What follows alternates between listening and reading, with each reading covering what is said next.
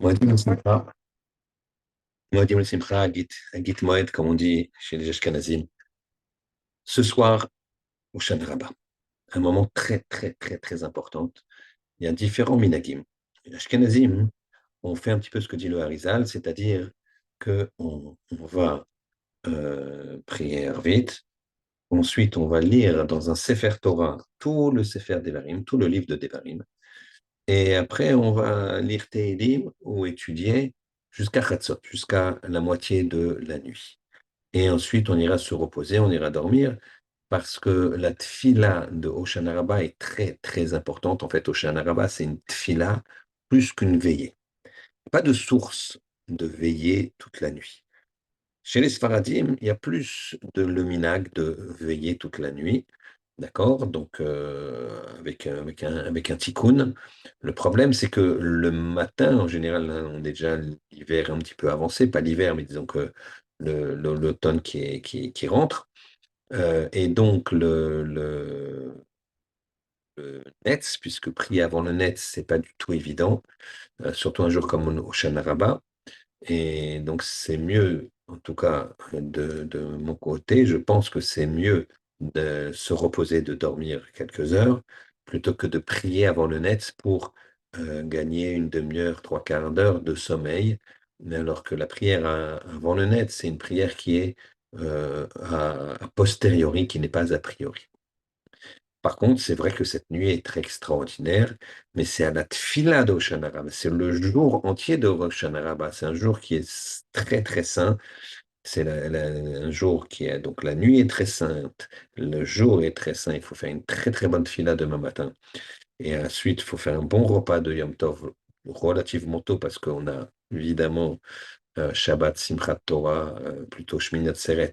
Simchat Torah pour les Israéliens, Shmini Atzeret pour les Chutz, la Haaretz, ceux qui ne sont pas en Israël, en tout cas ceux qui ne sont pas israéliens, qui n'ont pas le statut israélien, donc il faut manger relativement tôt, sous la souka, et donc avec une grande joie. Très bien. Alors, qu'est-ce qui se passe à Hoshana Rabbah? Hoshana Rabbah, d'abord, on a le minag, donc Ashkenazim, de lire tout le Sefer Devarim. Sefer Devarim, c'est quoi? Sefer Devarim, c'est le, la- le résumé, le résumé de toute la Torah. Résumé de toute la Torah. C'est-à-dire, vous avez 5 livres, Bereshit, Shemot, Vayikra, Bamidbar, Devarim. Et Devarim, c'est le résumé, peut-être pas de toute la Torah, j'exagère un petit peu, mais des 3 livres précédents, c'est-à-dire Shemot, Vayikra, Bamidbar. C'est-à-dire une histoire de début des Béné Israël en Égypte jusqu'à l'entrée juste avant l'entrée, jusqu'à la ptira de Moshe Rabbeinu, jusqu'à le moment où Moshe Rabbeinu sera patour de mitzvot, puisqu'il va rejoindre ses pères à la fin du Sefer Devarim. Donc, en fait, c'est un résumé des 3 parachutes précédentes dans lesquelles il y a toutes les halachot, toute l'histoire de Moshe Rabbeinu, toute l'histoire de ce qui s'est passé dans le désert. Donc, pourquoi on lit ce livre-là avec Devarim? On arrive à un summum, un summum, on va faire que monter. On va faire que monter et on verra comment, pourquoi. Au départ, on a les jours dits redoutables. Rosh Hashanah, Kippour. On a dit que ces jours-là, hein, c'est des moments où il faut être mamlich Hashem. Hashem, il est roi. Hashem, il est tout, il est roi, il est roi, il est roi. Et on a dit par rapport à une application directe que le terme Baruch qu'on fait dans une bracha, Baruch, il faut avoir la kavana de tu es source de toute bénédiction. Tu es roi, tu es source de toute bénédiction, Baruch. Ata, c'était le moment de Ata, c'est le moment de Sukkot. De Aleph à Tav, on a vu la semaine dernière, de A à Z, Aleph à Tav, le mot Ata, Baruch Ata. Et avec mes 5 sens, je te sers. C'est-à-dire, je te sers avec mon cœur, on avait vu ça, puisque c'est le hétroc qui ressemble au cœur. Je te sers avec le loulav, qui est une branche très droite et qui me permet d'avancer. C'est la colonne vertébrale, donc je te sers avec mes pas, le chemin que je prends, que ce soit spirituel ou physique. Je te sers avec mes yeux ce que je vois.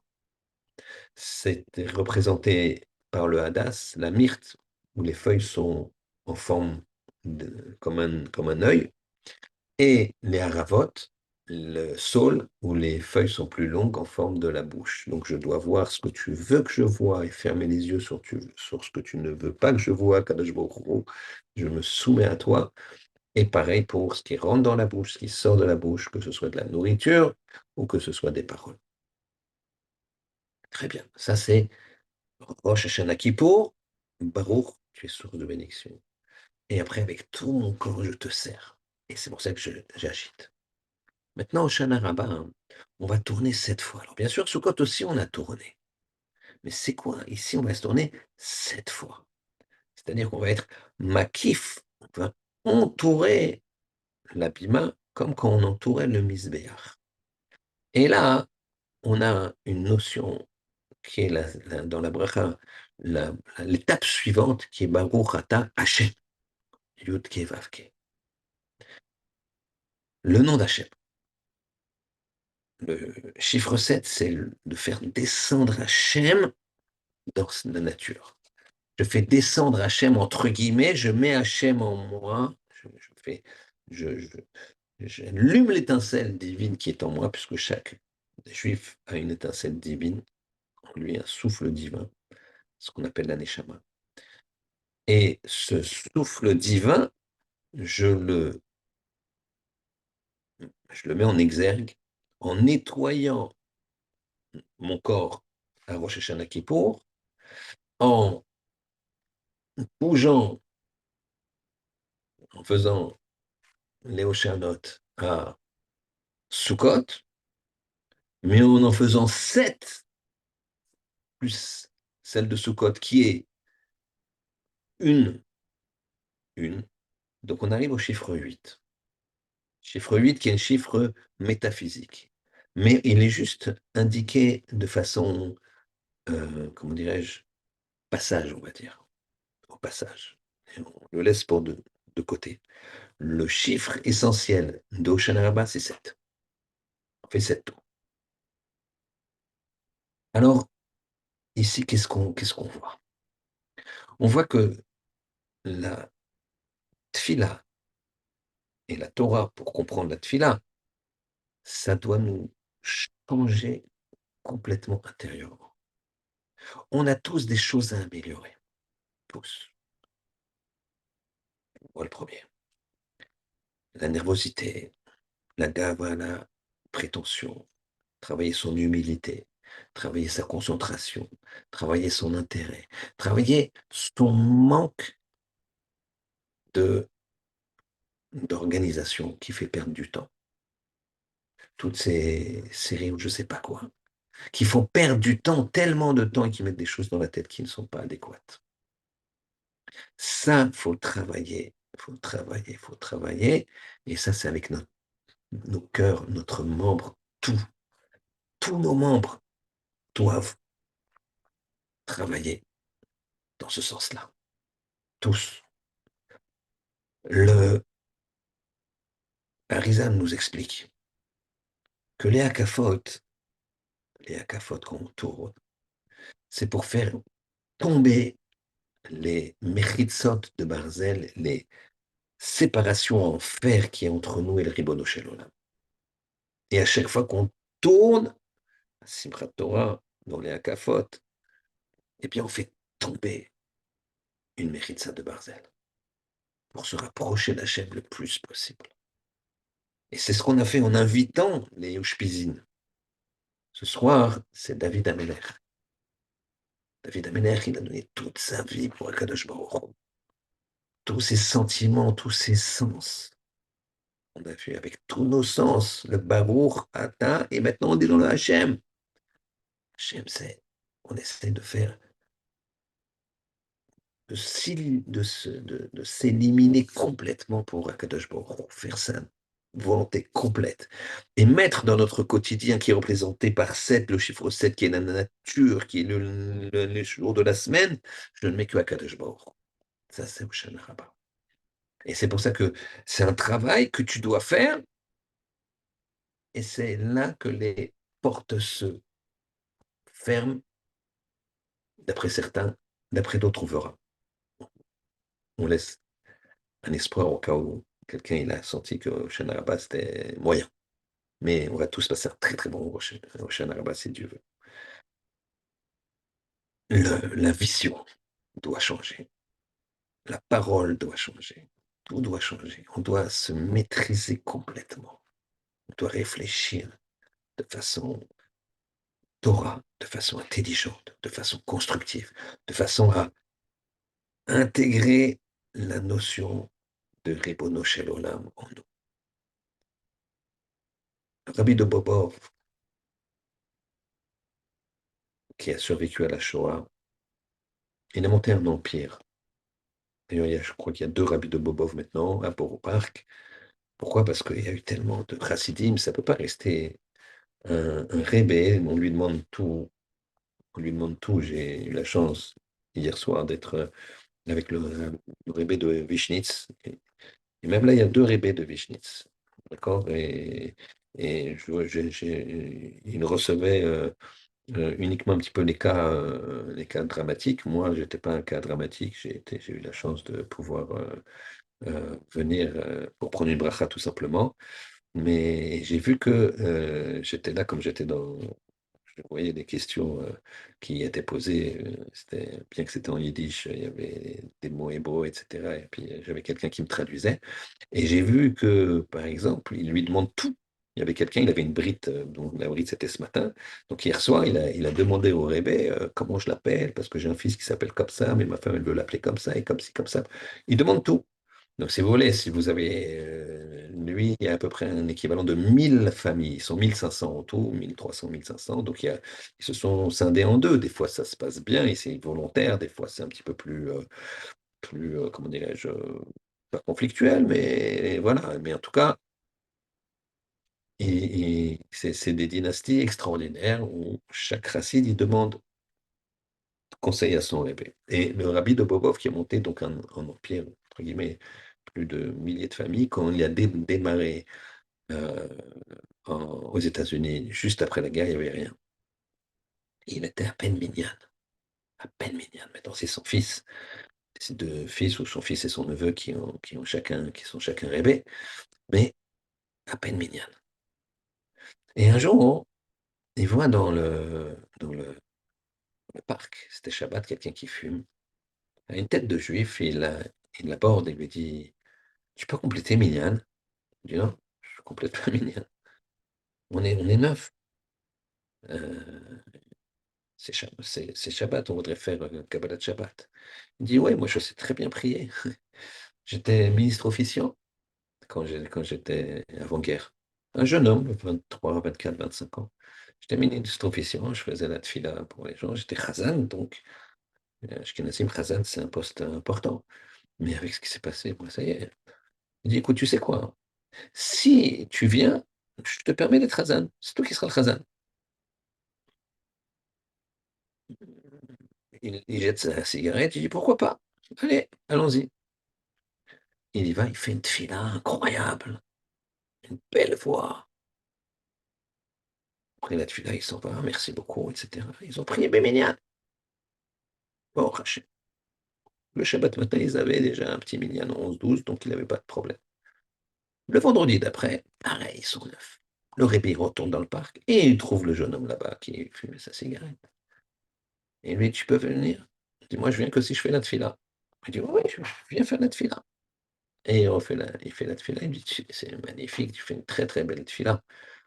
Tu sais, on se donne rendez-vous dans le parc, etc. Si on a besoin de minyan, tu viens. Et même si tu veux, tu peux venir faire la tefila spontanément. Il n'y a pas de problème, on te laisse. Vendredi d'après, paf, ils sont encore pas minyan. Et le jeune homme ne vient pas. Le rébé sort, il va dans le parc à côté. Et il le trouve. Il fume sa cigarette. Ah bonjour rébé, Shabbat Shalom, comment ça va? Et le rébé, il lui dit, venez, on est juste neuf, venez nous faire la tefila. Avec plaisir. Il vient, il fait la tfila. Et après la tfila, son fils, il lui dit, papa, je ne comprends pas. Ça, c'est une fois qu'on est mignonne. Mais là, c'est systématique. Il fume, papa. Il fume devant nous, etc. Il lui dit, c'est pas lui qui fume. C'est Hitler qui fume. C'est pas lui. C'est Hitler qui fume. Et le repousser, c'est de lui donner raison à une marchémo, cet allemand. Crois-moi, mon fils, c'est comme ça. Ça a duré un petit peu, et puis ils se sont perdus de vue. 30 années plus tard, peut-être 40 années plus tard, un homme, il vient, il a demandé à être reçu par le rébé. Il était déjà âgé, le rébé. Et cet homme-là, un homme, barbe bien grisonnante, qui avait 50, 60 ans, vient, barbe, écoute, et il me dit, rébé, je vous dois tout. Ça fait longtemps que je veux venir vous voir, et je veux vous dire, je vous dois tout. Il dit, je ne te connais pas, comment tu t'appelles? Je dis le nom, je sais pas. Mais tu ne vous rappelez pas d'un jeune homme révolté juste après la guerre, qui fumait Shabbat et que vous avez fait faire la tefila? C'est toi? Je suis content de te voir, mais qu'est-ce qui t'est arrivé? T'as changé complètement. Il dit, vous m'avez fait changer. Vous m'avez fait changer. J'ai compris que vous avez compris que ma douleur dans le cœur était tellement dure. Et comme j'ai compris que vous aviez compris que je fumais pas par contre Hachem, je fumais parce que j'étais révolté, je pouvais plus comprendre. Et vous m'avez laissé faire quoi qu'il arrive. Pour moi, le message était clair. Tu comprends pas, mais fais ta tefila quand même. Viens, t'as une belle voix. Viens. Ça, la bataille, c'est quand un maître comme le rabbi de Bobov, quand il faisait ses akafotes, il changeait son cœur. Avec le loulav, là, qu'on va faire demain matin, Bezrat Hashem, il se tournait. Et tout ce qu'on a fait à Sukkot, mais surtout, Shana c'est la Khatima. C'est 7 tours qu'on a déjà fait. On va faire encore un tour. 7 fois. On va clore. Eh bien, ce travail-là de changer son cœur, changer ses yeux, regarder comme Hachem, parler comme Hachem il veut. Au point de quoi? Mais là, la ne permet pas. Quelqu'un qui, Michal Shabbat, il ne permet pas. Qu'est-ce que ça a donné? Qu'est-ce que ça a donné? Ça a donné des générations et des générations. L'homme a dit au rabbi de Bobov, j'ai plus que 100 petits-enfants. Il a fait choix très vite, il s'est marié, il a eu des enfants, puis après, quand on a de la chance, que il gratifie, 10 enfants, et à chaque enfant, il se marie au bout de 20 ans, il se marie à 20 ans, 21 ans, 10 enfants au bout de 40 ans, et voilà comment il faut changer. Voilà comment il faut changer ses yeux et ne pas regarder, prendre l'engagement de ne pas regarder des choses qu'il ne faut pas regarder, de regarder des choses qu'il faut regarder, lire Tehillim, étudier la Torah plus cette année, faire attention à ce qu'on regarde, ce qu'on dit, ce qu'on entend, mettre un programme réel, accessible, mais qu'on va tenir. C'est ça, la Hoshana là-bas. Les portes sont grandes ouvertes, après c'est la Ratima, c'est la fermeture. Quelqu'un m'a raconté qu'une fois, il ne s'est pas senti bien dans Kippour. Il était perturbé, tout sous côte. Il était perturbé, il ne se sentait pas bien, il avait plein de petits trucs et tout. Il a petits problèmes qui arrivaient et tout ça. Il ne se sentait pas ragoua, comme on dit, il ne se sentait pas magnifique. Les fêtes, c'était dur, les slichot, etc. Mais il ne se sentait pas bien. Et à Hoshana Rabbah, à la Tfila, il s'est investi. Et il m'a dit c'était un deuxième kippour. D'ailleurs, chez Ashkenazim, le Chazan, le Rav, ils mettent le Kittel, comme tout le monde met à Kippour. Il y a beaucoup de tfilotes un petit peu avec les nigodim de Kippour. C'est un mini Kippour. Avec les nigodim, avec les chants de Kippour. Et ça, c'est extraordinaire. Sachez que c'est une clé énorme, la tfila d'Oshana Rabbah. énorme. Quand on va arriver à Simchat Torah,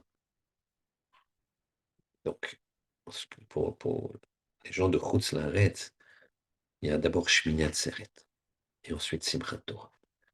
Pour les gens d'Israël, c'est les deux en même temps. Donc quand on arrive à Shmini Atzeret, Simchat Torah ensuite, eh bien ici, c'est comme ce qu'Akadosh Baruch Hu nous dit, écoutez, j'ai fait une grande fête pour le monde entier, pour tout le monde, mais je réserve une petite soirée privée, si on peut dire ainsi, pour mes yédidim, pour les gens dont je suis très, très, très proche, les gens que j'aime beaucoup, beaucoup, beaucoup, beaucoup. Et ça, c'est le clan d'Israël, c'est le peuple juif. Sous quoi il y a des sacrifices pour les nations. Le peuple juif, il n'est pas là à mettre les nations de côté. Akadosh Baruch Hu, il n'a pas voulu ça. Mais Rachamav al Maaseh, il a une, Akadosh Baruch Hu, il a une pitié, une rachmanout sur toutes ces créatures, sur toutes ces créatures. Et donc, Akadosh Baruch Hu, il nous dit la chose suivante. Mes amis, restez avec moi. On a fait pour toutes les créatures, pour toutes les nations du monde des corbanotes. Pour que ce soit, qu'il se passe, que ça se passe bien l'année, que le monde soit en paix. Après, les goïms, ils ont aussi leur libre arbitre d'une certaine façon. Mais vous, je veux vous garder encore un moment. C'est des moments où on nous demande de travailler notre simcha encore plus qu'à Sukkot. Et c'est pour ça que quand on se focalise sur le bagour, tu es source de bénédiction. Atteint de A à Z, avec mes cinq sens, le cœur, etc., et troc, tout ce qu'on a déjà vu plusieurs fois, et la semaine dernière aussi. Hachem, voilà, maintenant tu fais un lien avec Hachem, tu fais une unité avec Akadosh Baruch Hu. Tu deviens un produit, excusez-moi d'appeler ça comme ça, qui est programmé pour faire la volonté d'Hachem.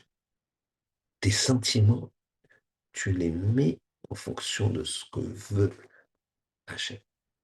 Quelqu'un doit rire au moment où Hachem il veut qu'il rie, et pleurer au moment où Hachem il veut qu'il pleure. Hachem nous prêterait la vie, c'est Hachem que le Beth Amikdash il soit reconstruit avant, mais après viennent en été les 3 semaines où là on nous demande de baisser la simcha. Tisha B'Av, c'est un jour difficile, des pleurs très difficiles, on ne peut même pas étudier la Torah. Donc il y a des moments pour tout. Le moment d'Oshana Rabbah qui va arriver sur la Simchat Torah Shmini Atzeret, c'est un moment extraordinaire. En tout cas, la fin de Kippour, elle est à Oshana Rabbah. Il y a une Khatima, 7 moments, les 7 jours de la semaine, 7 akafot. Ce qui va t'arriver pendant les 7 jours, chaque jour de la semaine, le dimanche, le lundi, le mercredi, mercredi, jeudi, vendredi, Shabbat. Ce qui va t'arriver cette année pendant chacun de ces jours-là, tout au long de l'année, 52 fois, 50 semaines, eh bien, c'est au général que ça se décide. Les 7 tours, les 7 jours de la semaine. Hachem. Le travail de Oshénaba, c'est de se coller avec Hachem. Se coller avec Hachem. La façon de prier à Oshénaba est fondamentale et aussi importante que Kippour. Seulement la différence, c'est que Kippour, on est comme des malachim. On ne marche pas, on reste droit, on reste debout, on est tout en blanc. À Oshénaba, c'est différent. À Oshénaba, on bouge. À Oshénaba, tous nos membres dit non, on va te servir, on est sur terre, on n'est pas comme des anges, on n'est pas comme à Kippour. Là maintenant, on a pris à Kippour cette force céleste qu'on va maintenant à Oshana Rabbah, on va pousser dans une force terrestre pour faire venir cette Kedusha du bas, du haut vers le bas, pour que nous, on s'imprègne de ça. Donc, très, très important, la tfila de Rosh Hashanah, messieurs. Très, très important.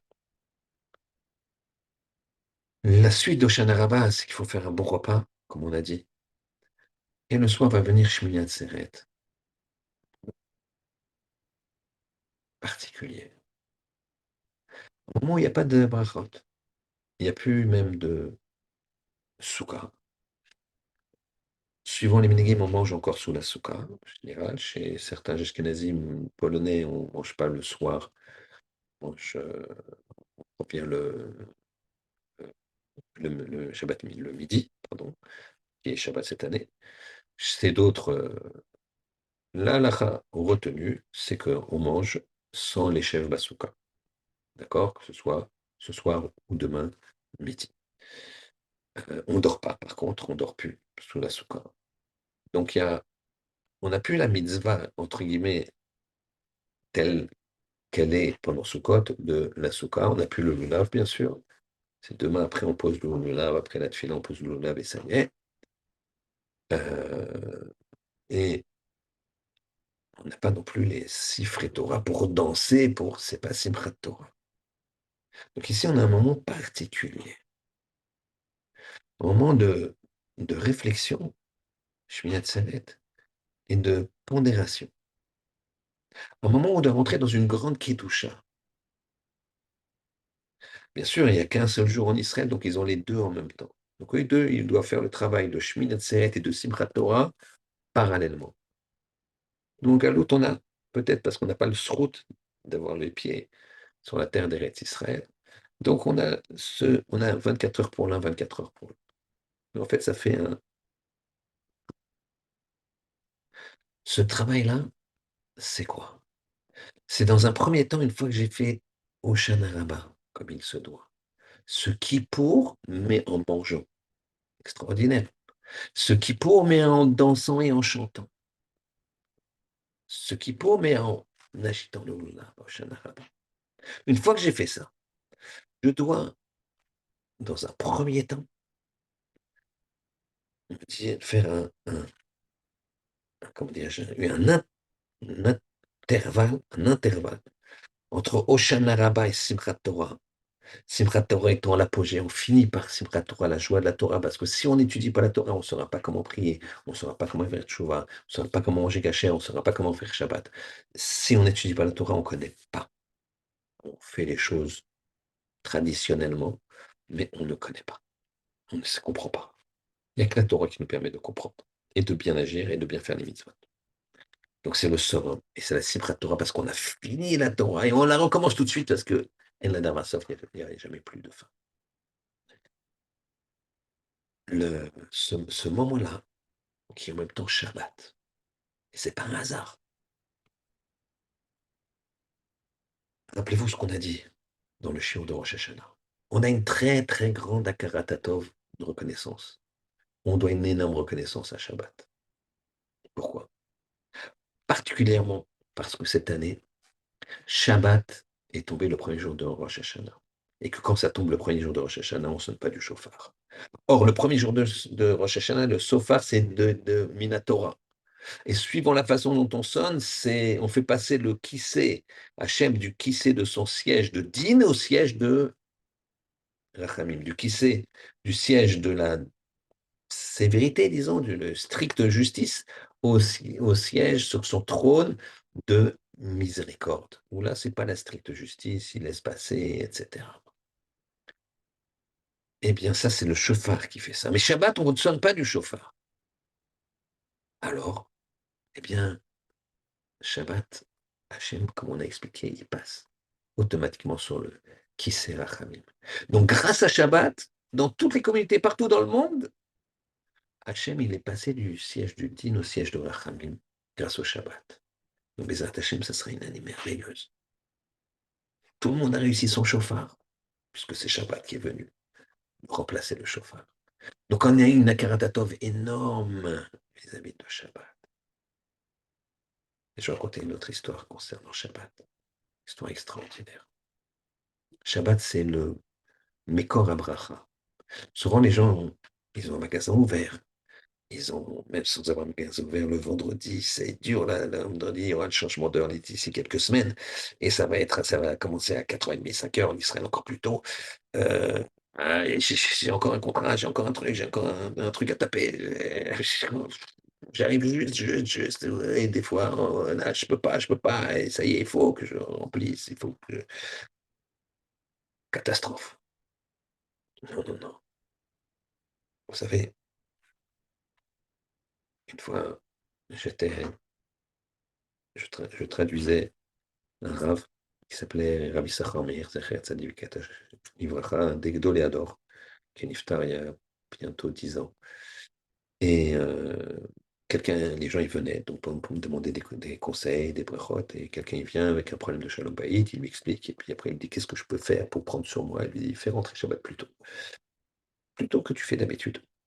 Il dit, bon, mais je fais déjà rentrer Shabbat comme il faut. Non, encore plus tôt, fais-le plus tôt, bien. Ouais, prends encore 5-10 minutes. Une autre personne, il vient, il problème avec un enfant, il est au chinour, l'enfant qu'il est en rébellion, il est ceci, il lui donne des conseils. Puis après, il dit, qu'est-ce que je peux prendre sur moi? Il dit, fais rentrer Shabbat plus tôt. Puis quelqu'un, il arrive ensuite, après, un problème de business, problème de ceci, ça marche pas, ceci, il lui écoute, il lui donne des conseils, puis après, il lui dit, fais rentrer Shabbat plus tôt. À chaque fois, moi, je lui dis, bravo, à la fin, après, je lui dis, mais c'est une ségoula, quoi, c'est une bataille. Je dis, bien sûr. Shabbat, c'est Mekor Abracha. Shabbat, c'est l'essence de la bracha. C'est Mekor Abracha, la source de la bracha. Donc, si la personne, elle fait Shabbat, alors, ça ira, ça ira. Il trouvera les solutions, il va appliquer, il va être plus calme, il va être plus serein. Mais Kor Abracha, Shabbos, Shabbat. L'histoire est la suivante. Un jour, un Rav, il a, il a, l'histoire est merveilleuse. Parce que c'est un Rav qui habitait, si ma mémoire est bonne, à Ashdod, avec des enfants, un jeune Rav, avec quand même déjà 5-6 enfants. Et sa mère, elle habitait Tzfat. Et elle lui a dit, elle a appelé un jour, elle lui dit, viens passer Shabbat à la maison. Je dis, maman, c'est difficile, le bus, etc. À un moment, elle est un peu triste. Je lui dit, maman, c'est difficile, Shabbat, il rentre tôt avec les enfants, après, il faut qu'on parte. Elle lui dit, tu sais quoi, regarde, je te paye la location d'une voiture. Mais viens, je t'en supplie, vous me manquez. Très bien, décide d'y aller. Pas, il n'a pas le choix. Même si c'est vraiment fatigant, Ashdod, Tzfat, l'histoire se passe il y a assez longtemps, il n'y avait pas les routes aussi belles que maintenant. Bon, il passe le Shabbat. Et il n'est pas habitué à une voiture et il ne fait pas attention. Et quand il reprend la route de Tzfat pour rentrer à Ashdod, il tombe en panne d'essence. Catastrophe, il est sur le bord de la route, il commence à marcher.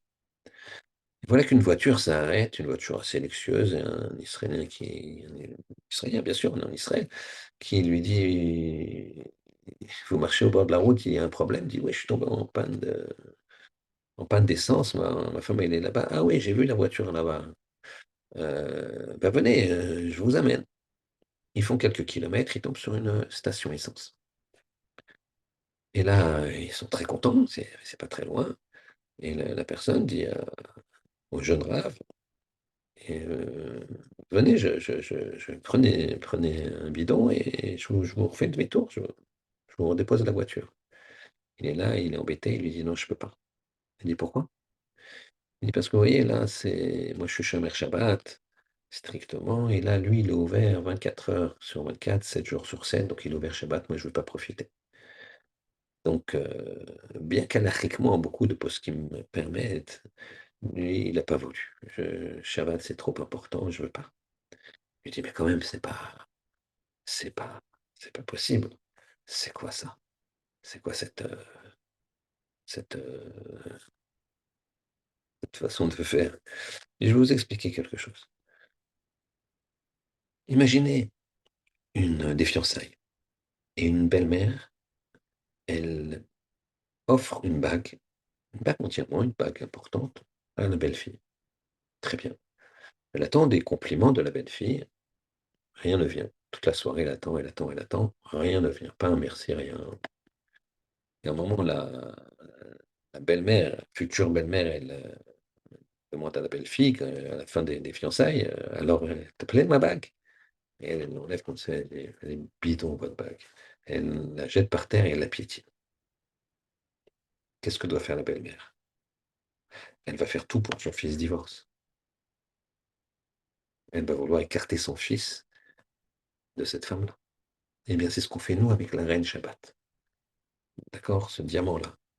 Quand on ne fait pas Shabbat, quand les gens qui ne font pas Shabbat, c'est ce qu'ils font. Ils ont un cadeau énorme, un diamant extraordinaire, et ils ne font pas cas de Shabbat. Ayant expliqué ça, hein, le conducteur, apparemment assez aisé, lui dit, OK, on fait une autre station essence. Ils vont faire une autre station essence, et là, Baruch Hashem, c'est fermé Shabbat. Il prend le bidon, il fait demi-tour, il remplit, la voiture elle démarre, merci monsieur. Ils s'échangent les téléphones, ils se disent on va s'appeler, c'est magnifique. Une amitié qui aurait pu démarrer, mais qui ne démarre pas. Personne n'appelle l'autre. Bon, c'est une belle histoire. Plusieurs années plus tard, le jeune Rav, qui est déjà plus très jeune, moins jeune en tout cas, il reçoit un coup de fil. Il dit bonjour, c'est monsieur Attel, enchanté. Est-ce que vous pouvez venir me voir? C'est important, c'est très très important. Écoutez, quel est le sujet? Je ne peux pas vraiment vous dire, mais c'est vraiment très important. Vous verrez, je vous demande de venir me voir. Dites-moi qu'est-ce qui vous convient? Moi, je veux que vous veniez vous me voir, mais mon emploi du temps sera à votre disposition. Dites-moi quand est-ce que vous êtes disponible. Il lui dit tel jour, telle heure, il vient. Le Rav raconte qu'il arrive et il voit un immeuble de bureau extraordinaire avec une seule enseigne au sommet de l'immeuble. Donc apparemment, c'est une grosse société. Il rentre, il demande, je voudrais que monsieur un tel. Il dit, ah, avec le président, écoutez, j'appelle tout de suite. Il appelle, le président descend lui-même, il dit bonjour au Rav, bonjour, et il remonte, venez, il l'accompagne dans le bureau, un bureau qui fait 100 mètres carrés, extraordinaire, tout en haut, vue sur tout un parc. Et il lui dit, voilà, j'ai hérité de mon père. Mon père, il a été rescapé de la Shoah, il faisait rien. Il faisait rien, il n'a rien fait. Et à la fin de sa vie, il a regretté beaucoup. Et dans son testament, il a dit, voilà mon fils, je te laisse une fortune colossale, mais je veux que déjà tu donnes 10% de ta, de cette fortune à une institution de Torah, et que tu donnes ensuite à chaque fois dans les bénéfices de ce que tu vas faire tout le temps, 10%, donc par an, 10%. Donc tu fais 100 de bénéfices, tu donneras 10 à cette institution pour la faire, pour laquelle puisse se développer et ne pas avoir des problèmes financiers. Et lui, il a dit, vous ne vous rappelez pas de moi, je vous ai choisi parce que vous êtes le jeune homme, vous êtes un peu moins jeune maintenant, mais que jeune Rav qui était tombé en panne d'essence. Et ce Rav-là, je ne me rappelle plus son nom. C'est un Rav qui est connu parce que c'est le seul Rav, heureusement ou heureusement qu'on puisse donner à tout le monde, mais lui, il ne demande rien à personne.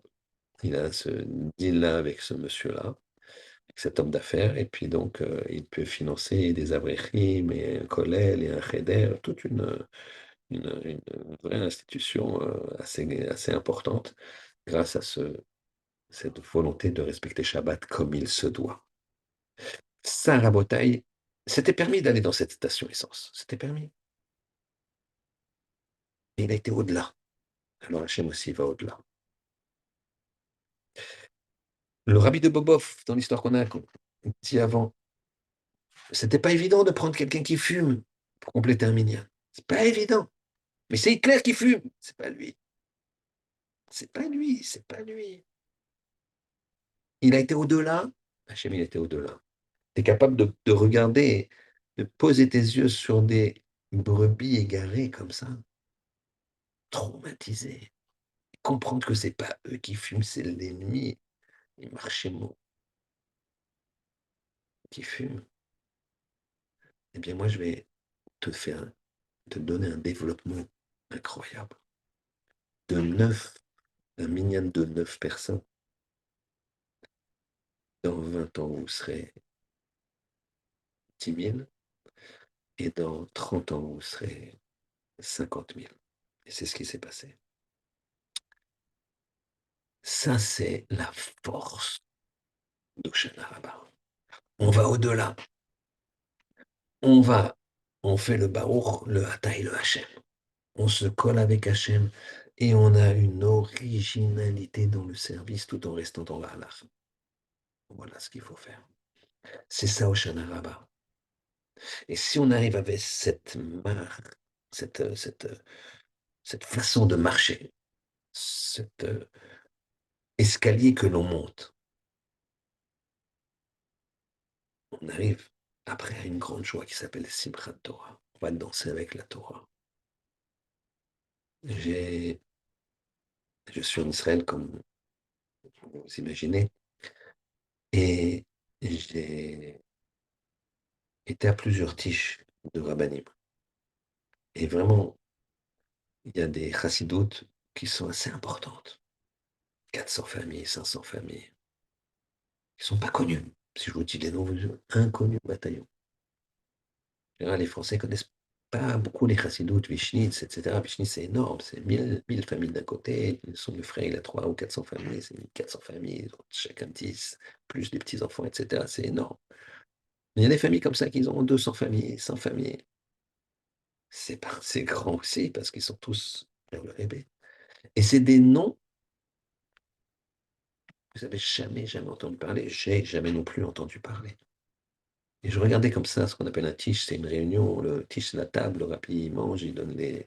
Ça se chante, et il y a des Dvar Torah, etc. Et je regardais ça des enfants comme ça, des péotes comme ça. Tout ça, ça revient. Tout ça, ça revient.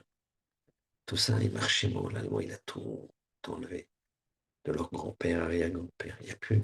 Il n'y avait plus. Il y avait quelques-uns disséminés par ici et par là. Et tout revient. Tout revient. C'est énorme. Énorme. Énorme. C'est parce que les larmes ont été versées. Ici, on ne parle pas de larmes de tristesse. On parle de larmes de joie. Larmes de joie qu'on doit verser à Hoshana Rabbah. Avec tout le travail, la difficulté qu'on a fait depuis Rosh Hashanah, qui pour Soukot, c'est pas facile, dormir sur la souka, manger sur la souka, avoir les kabanotes dans le loulav. Hoshana Rabbah et Simchat Torah, des larmes de joie. Les gens, ils pleurent quand ils apprennent quelque chose d'exceptionnel, quand ils ont une nouvelle exceptionnelle. Bien, c'est ce niveau-là qu'il faut chercher à Hoshana Rabbah, Shmini Atzeret et Simchat Torah. C'est la cohérence avec le Ribono Shel Olam. Et ça commence par Hoshana Rabbah. Et c'est ça qu'il faut faire à Bretagne. Je vais finir juste par une petite grain d'espoir. Encore et encore. On n'a pas fini. Il y a une khatima qui se fait ce soir. Khatima. Ça se fait. La Khatima de Kippour, elle est pour certains définitive sur ce qui va arriver dans l'année. Sur le 7, le principe du 7. Mais d'autres maîtres nous disent qu'il y a la Khatima du 8, au-dessus encore. Ça sera le 8e jour de Hanouka. Ça, on a le temps d'en parler, si Dieu veut. Qu'Hachem, il fasse que cette Khatima des 7 à Hoshana Rabbah fasse qu'on puisse rentrer dans Shmini Atzeret, dans la dimension du 8, qui va nous donner une joie extraordinaire à Simchat Torah, parce que c'est ça le but, c'est d'étudier la Torah pour comprendre et avoir la relation qu'il faut qu'on ait avec Hachem. Qu'Hachem y fasse, qu'on puisse réussir ces étapes-là et qu'on soit définitivement inscrit, on l'est déjà, mais définitivement dans une année pleine de douceur, de joie, de bonheur dans la Torah et la Kedusha. Shabbat Shalom, Chag Sameach. Et on dit Hakit Winter, un bon hiver, comme ça on dit en yiddish. Qu'Hachem il fasse qu'on ait des fêtes merveilleuses. Shabbat Shalom.